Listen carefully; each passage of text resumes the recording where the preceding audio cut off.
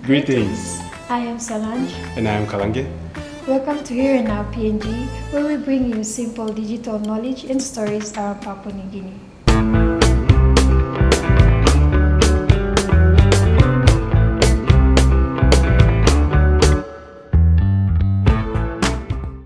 For this session, we are going to look at white-collar scams in Papua New Guinea.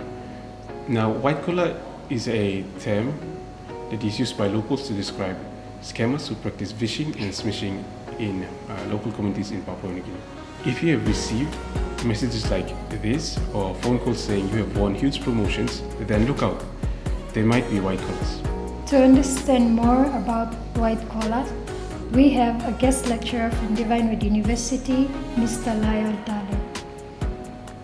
He is a senior tutor at the Department of Mathematics and Computing Science, and he will enlighten us about these scams, the techniques, the role of technology in these scams, the government, and simple ways to protect ourselves from these scams. Yes, I think we have a very big problem in the country when it comes to cybersecurity issues, and especially the social engineering aspect of hacking.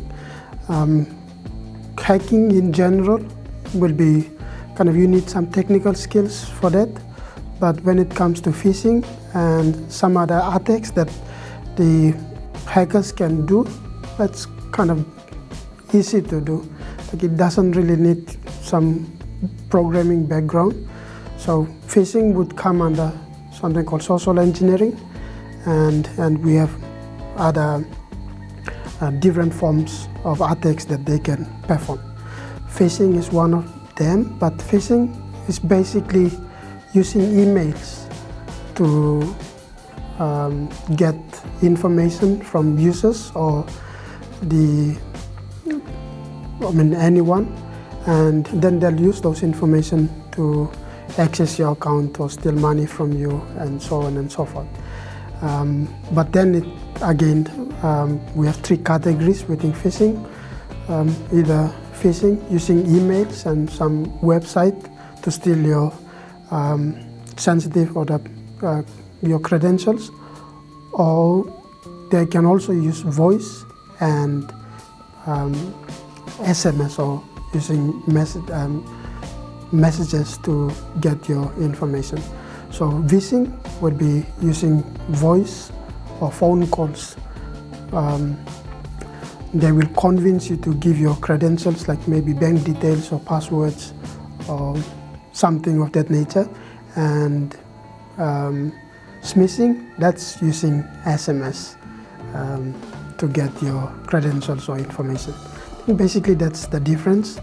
Phishing in general will be email, and vishing will be using voice or phone calls, and smishing will be using SMS or text messages to convince you to give them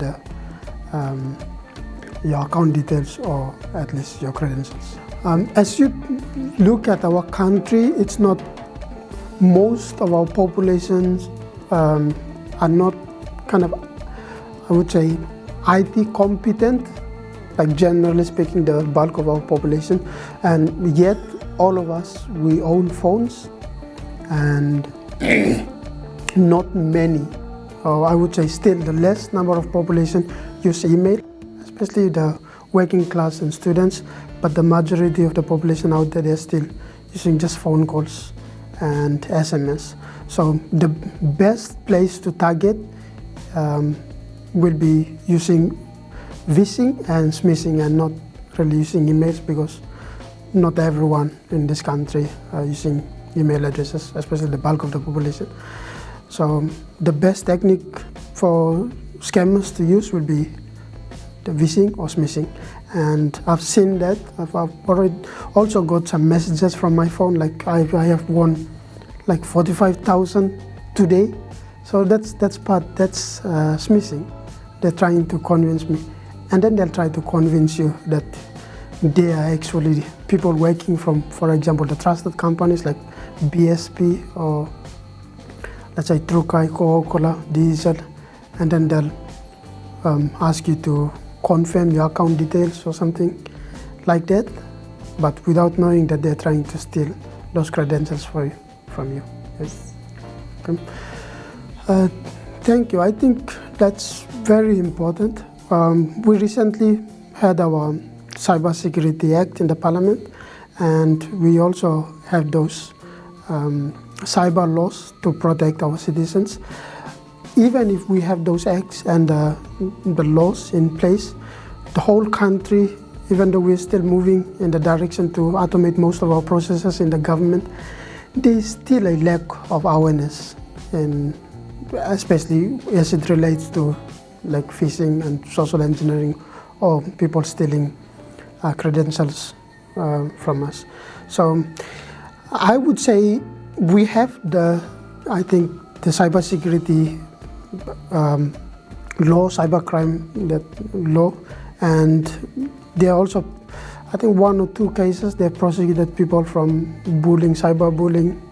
But when it comes to phishing, we will also need a technical skill in the police department, or at least the law enforcement department, to actually implement. And they will also need to track those scammers and try to kind of capture them. But otherwise, there can be law, but there's no technical skills for us to implement it. That's one of the challenges as a country. And I think we're moving in that direction. They're recruiting more students and the IT professionals in the police department now.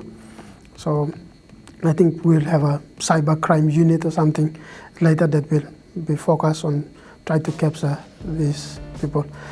Little bit challenging. We will still have to work with like the phone companies in the case of Vishing, and at the same time there's also laws protecting the privacies. So they have to find a way to navigate in order for us to actually implement those laws. If anyone asks us to provide our banking details or password, that should be a red flag. Okay? That's definitely a scam. Even bank won't ask you to provide your PIN number, for example. They won't. They'll ask you to go to the bank, and from there you can work with them to sort some issues. So if scammers, one of the ways is that they will ask you for those credentials. That's one of the ways we should tell that these are scammers, so we should not be giving them those information. Okay?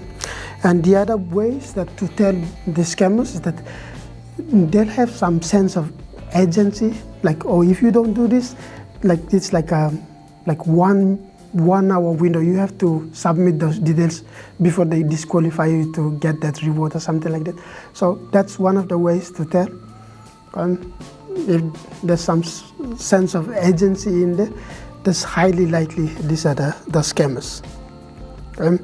And because of the unknown numbers, and if we get some unknown numbers, just check. Hang up and check first before you give any information or details.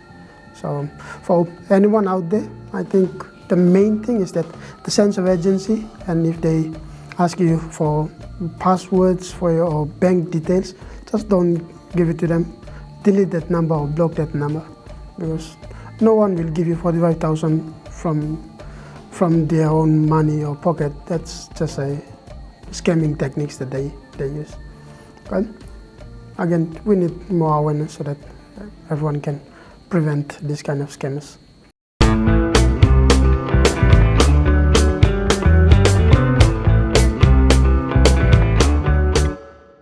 Thank you for a mind-boggling insight by Mr. Dale. Hope you have taken note of the protective measures, and remember to stay safe. Don't forget to like and subscribe for more information like this. And you can find out more information about us and our topic on our blog page here in our PNG. Thank you.